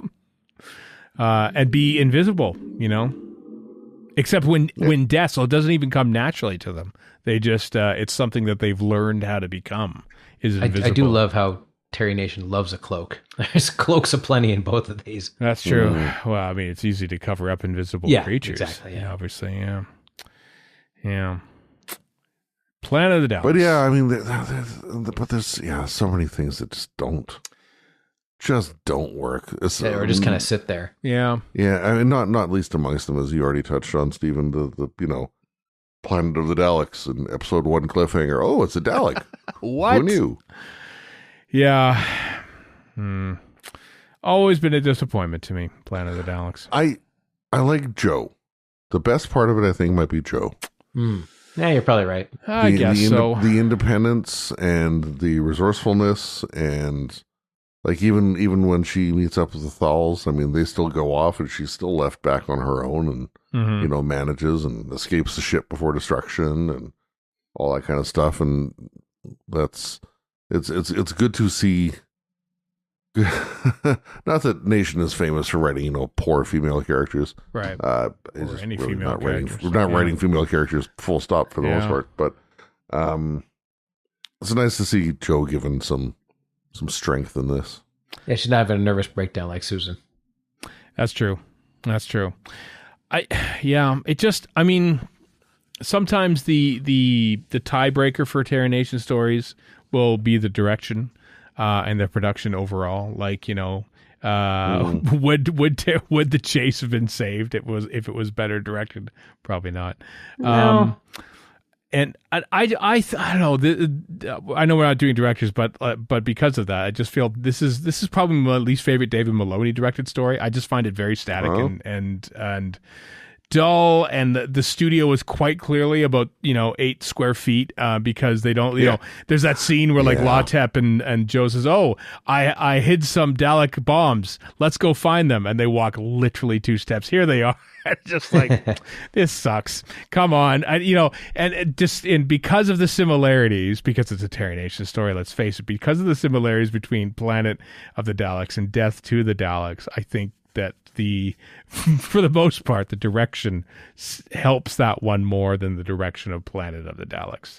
But then there's another tiebreaker that we'll have to talk about when we get to Death to the Daleks. But well, just to kind of preemptively talk a little bit about that. Apparently, Michael E. Bryant wasn't too keen on the script, and lots of facets about that. But just looking back in time, I don't know how we were as ambitious as we were, but for David Maloney, the miniscope for him is RFS episode 162. One of the early ones, as I recall. Maloney Sandwich. Yep. Where we're laughing at 8-year-old jokes, but or more. This is October 2009. So 15, actually, jeez. As we record this, 15 years ago tomorrow. Wow. Golly. Yeah. I remember that episode came out the weekend that Barry Letts died. Barry Letts died, yeah. There's even a... Barry Letts died 15 years ago tomorrow. Yeah, it came out the day that Letts died, and there's even a little addendum that the episode was recorded before the passing of Letts. That's true. But yeah, Maloney directed. We did all of Maloney in one fell swoop in one miniscope. Stories. What is wrong with us? What is wrong with us? Both for A, underselling Maloney 15 years ago, but B, doing Terry Nation over the course of 4 weeks. This is our evolution as podcasters, folks. Maybe the fact that we're doing Planet now, and then part 4 of Nation's stuff will be, Genesis.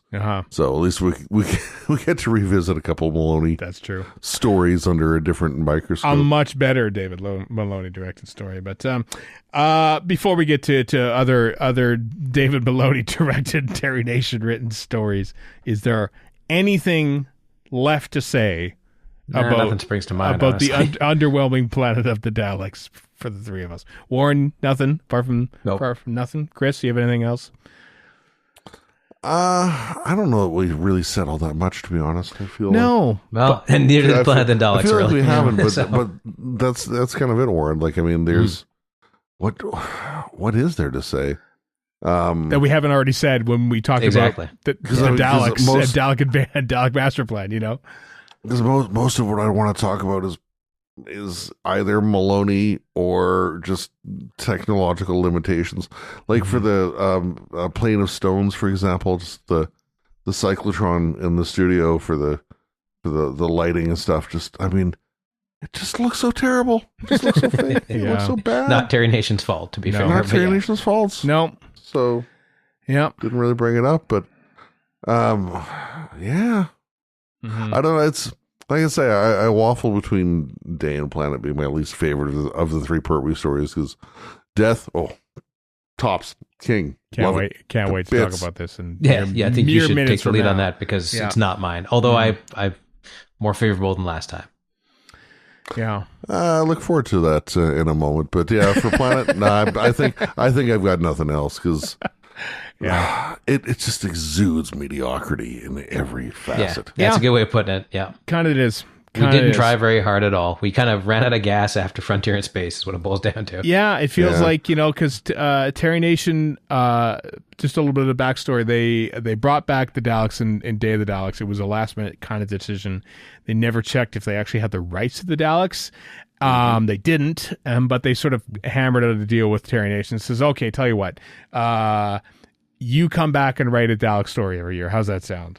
We can call it even. So he did. And so it kind of feels like, all right, well, I guess I'm in. So I'll write any sort of Dalek story. Monty Python's contractual obligation. A little bit of a contractual obligation. Yeah. I've already forgotten which of the 2 stories we're talking about has this mentioned in the info text, but apparently as well, the BBC would loan out Dalek props. Oh, they were doing that since the 60s, like 63. They were, but they would just do it all the time for whatever charitable thing or town fete here or there or whatever. And apparently they never should have been doing it without Nation's permission. Yeah, and they never got Nation's permission, except for the odd time where they did it retroactively.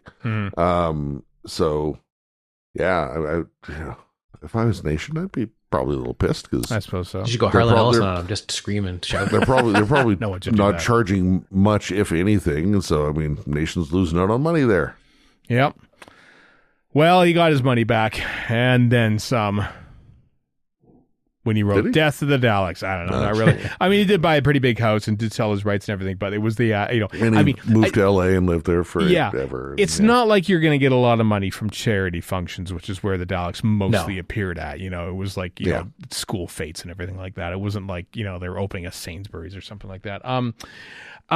Anyway, Death of the Daleks. The very next year, another Dalek story comes along. This one directed by Michael E. Bryant. This one on location in a quarry, baby. That's right. After watching that fake plastic jungle with potted plants everywhere, I've never been so glad to see a good, proper looking quarry with like fog and steam and everything. It helps set the scene. Literal potted plants. Literal potted plants. You can see Where's the problem? You can see the pot in some of the shots there, kids, in Planet of the Daleks. Yep. Man, the work ethic just wasn't what it was. No, what it is now or something. I don't know. really rare. Well, those the 70s. They're probably all high on the reefer. I guess so. Chris, this is your favorite John Pertwee Dalek story of 3, unless you're counting Frontier in there. But to quote the Daleks, explain. Yeah, explain how we need to hear why you enjoy Death of the Daleks so much, and did that feeling carry through to this watch for the Miniscope? Yeah, it did. Oh, good. No, I just really, really enjoy Death of the Daleks. I just always have. As I will happily always say, I love big concepts and things like, the the city of the Exelons and the fact that the city can maintain and repair itself and the fact that the forebears of the existing Exelons were like space explorers, and the temple or whatever in Peru that gets talked about, and very popular thing at the time. That's true too. About how astronauts and all that stuff. Yeah, exactly. Yeah. And on top of that, you've got the energy drain facet of it that causes things like, the Daleks can't use their weapons. Mm-hmm. The Daleks need to therefore at least pretend to be in an alliance with the humans. And despite all appearances, the Daleks are still, sitting there being super devious and developing, kinetic weapons to use. And then the scene where they're, got the retrofitted machine guns and they're shooting the little TARDIS bottle. It's so great. cute. And that was pretty good, I have to say. It was by the way, was not a Terry Nation thing. It was just that they shoot a little box or a little object, and the production thought, what if we made it a little TARDIS? I mean, it makes sense. Yeah. And the factions for the Exelons and just the religious stuff, and apparently there was, according to the infotext, which I didn't know previously, there was a lot of work done on the religious ceremony stuff to very distinctly distinguish it from Christianity. Mm-hmm. And I don't know, just so many bits, and Tarrant, I always had a crush on her. Which she's kind of cute. Which actually. Terrence? This Terrence or Del Terrence? Jill Tarrant. Or Terrence? How many times has someone been called Terrence? Named after himself. Exactly. Yeah. Had such a crush on her, and then John Abineri, dude, come on. John Abineri dies 5 minutes into episode 2. What a waste. Yep. What a waste. But I don't know. This just speaks to me in so many ways. Mm-hmm. It's there are your traditional little Terry Nation tropes. It's the first time since I'm trying to think here. So let's see here. Dalek also Liz Sladen in that outfit. That's true. She's pretty great. Yeah. Sarah, Yeah, she Chris likes the outfit, both swimsuit and the brown and blue is always a good and baby blue is a good combination for colors. In Dalek Invasion of Earth, there's a mysterious person who dies before the first TARDIS scene. It also happens, I guess, does it happen in Dalek's Master Plan? I can't remember now what the order of scenes are. But here it is again, where we see Terry Walsh running around. Who knows who he is, but he gets shot by an arrow and then dies. And that's another sort of Nation trope. It gets you hooked. It gets you hooked early on. That's another thing where I was like, did he do that by accident. The fact I know I'll start an episode with a guy, nobody knows who he is, and he dies right before, and we don't even know how he died or anything like that. And then we'll start the episode like that. And I'm not sure anybody says, actually, Terry, you did that already in 1960. It wouldn't surprise me if people who write books realize they've written the same scene twice. So it happens, and that's a lot closer to than the 10-year gap here. So that's true. It's not like they could call up iPlayer to say, well, let's just call up iPlayer and see what you did. Yes, you can look at his old script if you wanted to. But I mean, that's true. I agree with Chris though. Like, I still don't love Death of the Daleks, but there are some neat ideas floating around in here that some of which he's used, some of which he hasn't. Like, I do like this weird cult, and I love their weird chanting and all that stuff. Like, and then you end up with that little dude who's like his doctor's buddy for some reason, which he's done before. Bilal, who's frankly kind of annoying. Played by Arnold Yarrow, who is 104 at time of recording. So. All right, well, respect to Arnold Yarrow. I'll give him that. I do love the fact that the Daleks get there and all of a sudden they can't use their weapons. That's a nice twist that you don't normally get in a Terry Nation jam. And then their big thing is, we're just going to put machine guns on ourselves. More on that when I get to my notes, but yeah.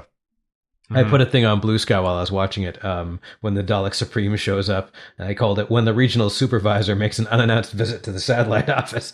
He's like, considerable disruption of operations on this planet. Then the close-up is, the responsibility was yours, you have failed. And meanwhile, the other Daleks are acting like cowed employees going, oh, it was Tibor. Oh, he did it. The idiot Tibor after Jimmy the Lock now. I've grown to enjoy as a kid. I didn't like it at all because Daleks have to be evil monsters. But now I really enjoy the early writing of the Daleks, where there's just a bunch of bureaucratic dopes half the time.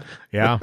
Last Dalek story that to not feature Davros. So enjoy this bit. That's true. Yeah. But Warren, maybe those Daleks need to meet Broton, the middle manager. I think they do. Good old Broton. Oh, Broton. Yeah. Because one of the, apparently the main reason that the whole the weapons not working thing is it was decided that the Daleks were just maybe a little too powerful. So just kind of take them down a notch. It's kind of a neat idea. Yeah, I think it works fantastically because I mean because it's obviously not just the Daleks, it's the humans, it's the TARDIS, it's there's widespread effects from that energy drain for everyone involved. Yeah. We've never seen the TARDIS without power, or for the most part anyway. The lighting is actually really good too. Yeah, or the need for oxygen tanks, or yeah, it's like it is kind of like, what if the Daleks didn't have this, or what if the Daleks were stopped by that? That's kind of the hook of the episode. And in many ways, you're right. I think it does surprise and do it well. I'll throw it out there right now. It has nothing to do with Terry Nation, but the music has always been a thing that holds people back from this story. So when the Dalek piled out of the thing, I was like, and I think I sent this to you guys in the text chain. Ah, yes, the true villain of the piece, the horn section. The horn section. Yeah. Erica and I watched this. Literally, it's the most recent story that we watched this time recording for Lazy Doctor Who, and she enjoyed it okay, but like the saxophone music she could not take that story seriously for good reason. It just goes like, and if it was just a little bit, sure, but it's omnipresent. I mean, yeah, like if Carrie Blyton. I know this isn't the Carrie Blyton Miniscope, but if Carrie Blyton hadn't already like used archaic horns to be the basis of his soundtrack for Doctor Who and the Silurians. The Crumhorn. It might have had an impact here because I can see what he was going after. There's no power, so let's do a musical score that is completely acoustic and not like, using electronic instruments at all. But in practice, noble idea. It's a bit silly. And it kind of undermines. And oddly, Michael E. Bryant must have liked him enough because he uses him in his next story, Revenge of the Cybermen, which is also Carrie Blyton's last story. But if you look past that, if you look past the Death of the Daleks score, which Nick Briggs unabashedly and unironically likes, by the way, I just want to put that out there. You're right. I think there is a lot going on to be praised with this Dalek story. And it's a 4-part Dalek story too, which is also the best part. Yeah. Is that also, it's not anywhere near as like overlong as some other Dalek stories are. Also, the first 4-part Nation story period. I think you're right. Yeah. It is, and he only has two more in him. Yeah. Yeah, because I'd wondered, just watching it this most recent time, like how he might have approached things had it been a 6-parter. But okay, I don't have the time or the breadth to do, X, Y, Z. Mm-hmm. Gotta, condense things, or like what kind of impact might that have had on his writing? Is everything before is 6 or 7 parts? Yeah. Maybe it would have made Monster of Peladon only 4 parts, and that would have probably been a good thing. But I mean, there's still pretty much right off the bat. There's still this is not Nation exclusive, obviously, but the good old Nation thing of the cast members being separated very early into the story. That said, it is nice to see that Sarah gets to the city like in episode 1. Like her journey goes kind of quickly. Uh-huh. And then, I mean, obviously the ramifications of that are she gets captured in the whole, ceremony and incense and all that kind of stuff as well. Mm-hmm. But like if this had been a 6-part story, would that have happened? I have my doubts. Yeah, you're probably right, actually. Yep. Mysterious City also is a thing that we obviously saw in the Daleks. Yeah. But, yeah. This city's cooler, though. It's an interesting city. It is so much so that Robert Holmes, who was script editor on this, because Terrence Dix was busy rewriting Monster of Peladon, and Robert Holmes is coming in to be script editor for the next season of Doctor Who, so he's trailing, basically learning on the job. So much so that he uses a lot of the puzzles and ideas of a puzzle throughout the Exelon City in Part 4 of Pyramids of Mars a couple years ago. So, that's true. Yep. So. He's far superior, apparently. He does. Yeah. Apart from episode 4, but yeah. Even Benjamin Cook thought, I'm taking all these puzzles out. This is dumb in the edited omnibus version of Pyramids of Mars, but anyway. Yeah, but I love it anyway. I know we do. Nostalgia reasons. Yeah, sorry, Chris, I cut you off. I adore that. Yeah, for Pyramids, especially when the Doctor has the 2 mummies. I love that scene. Mm-hmm. Also, my favorite one that shot tells ever. truth and one that lies. Yeah, where they go in and spin right back out again. That one's still in the edited omnibus. I love that. Yeah. So I didn't make much for notes on this one. I'm gonna dive into them if I may. Yeah, let's do it. If all power is sapped while on Exelon, how do the Dalek dome lights work, or their voice circuits? That's never really explained. The Doctor at one point says they move by psychokinetic energy. So I would assume the same for those. There we go. Yep. But I mean, movement in the dome lights and all that. I can't equate those. I can't rationalize They're that. powered by hate. They're powered by hate. That's what's going on. This wooden contraption is ridiculous. Yeah. Yes, it is. Mm-hmm. Pardon me, Dalekanium contraption. The Exelons need to be shown as being dangerous, otherwise what's the point of having them? Mm-hmm. But them destroying a Dalek with like spears and stuff? No. I don't buy that for a minute. Well, maybe this is a weaker. They're painted silver. Michael E. Bryant thought he was painted silver for the one time, and they get destroyed. Well, they needed a refurbishment anyway, so that's true. But so one of them gets destroyed by spear. Let's face it. I don't think that Dalek gets destroyed by spears. I think that Dalek charity dues, gets destroyed by internal conflict, because another Dalek later on says, I have failed, self-destruct, I have failed. Like, he kills, like, there are so few Daleks on the planet that this Dalek just freaks out and kills himself. I love the self-loathing of that Dalek. It's another thing you don't see anymore is Daleks losing their minds and just, committing hara-kiri, essentially. I mean, I do feel like this Dalek squadron could have done with a Counselor Troy on it, because I think they were really working through some issues. They definitely were. Yeah, so that's my thinking of that. And then the giant tiled elephant in the room, the episode 3 cliffhanger. Stop, don't move. So apparently, and I somehow I just had never bothered to read up on this until now, but apparently apparently episode 3 was supposed to end just before, like, when the Daleks turn the corner. The Doctor and Bilal have entered the city. The Daleks turn the corner and start firing. That's supposed to be the end of episode 3. Yes. but it was like around the 20-minute mark. And so they had to do something. A Terry Nation script underrunning, surprisingly enough. Yeah, and had to however, apparently episode 4 was overrunning. That's so true. they're like, okay, slice here, move there, and we have look out, it's the floor as your cliffhanger. Yep.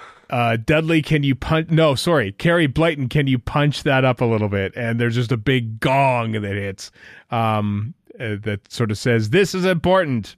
So that's why that was. And then much like the chessboard in the Five Doctors, when Bilal is crossing it, he steps on the wrong thing and nothing bad happens. He does a little bit, yeah. It's tough to edit around, all right? In editing, that would have been fixed, but it's a multicam studio production, so these things happen. You just kind of have to go with it, I guess, is what we're learning, right? Part of all that, though, is I don't care. I love it. Yeah, it's fun. That's fair. We all have those episodes. Unabashedly. Yeah. Mm-hmm. I mean, Invisible Enemy is not good. I still love it. Yeah, it's a bit of fun. Even stuff like the commander dude, when he's like laying there in the cell dying, and he calls Galloway over, and he's like, I don't want you taking over. I don't care if you're next in seniority. You're not ready for this. So go tell the other dude that he's in charge. Peter Hamilton. And never does. No, he says, "Oh, sorry, didn't quite hear what you said." I don't know, he sounded like a sailor, but which is a good little bit of intrigue. And I like that he just sort of does, he does the self-sacrifice thing, which also kind of happens sometimes in Terry Nation stories. But but obviously before that as well, he's like, oh, well, we're gonna have to give up the doctor and the girl. Many people are going to die, so that we can get this, the chemical they need to save the outer planets. And he's not a nice guy. Not really. I did like, though, how the Daleks called him on his nonsense. They're like, this is not a flag team structure, sir. Like, we're the Daleks.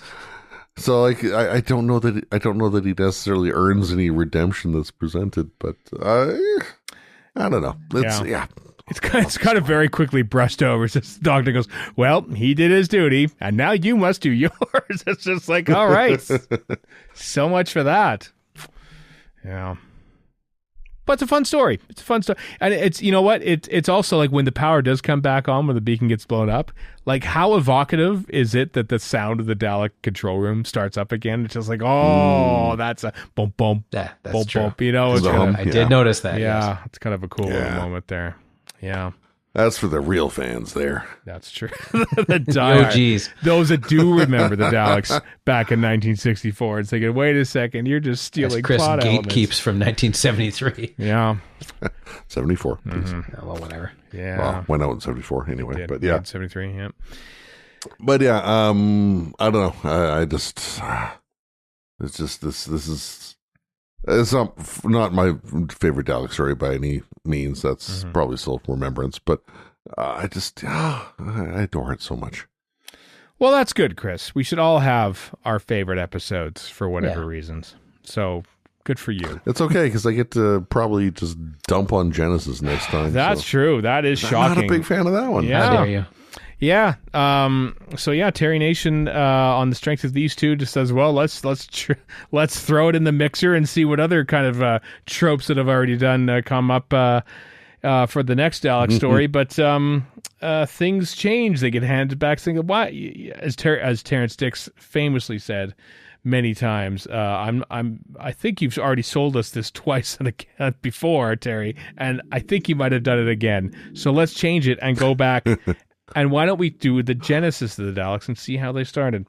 And that's exactly what he does. And that, dear listeners, is a cliffhanger to our final Terry Nation segment on the Miniscope. We will be discussing the 3 stories that he wrote during the Tom Baker era, that being Genesis of the Daleks, the Android Invasion, his only other non-Dalek story, going along with Keys of Marinus, and then we'll try and pick apart the parts that Terry Nation wrote for Destiny of the Daleks, and the parts that Douglas Adams wrote, did. and the parts that Tom Baker and Lalla Ward wrote. Oh, dear. Going to be interesting to see if we can find the differences there. But so some of it is obvious, like when the Doctor's under the rock and reading the book. That's clearly Douglas Adams. Yeah. Yep. Yeah. For what it's worth, dear listeners, this morning I started comparing the camera rehearsal script to the actual camera script for Destiny of the Daleks, and there are many, many changes.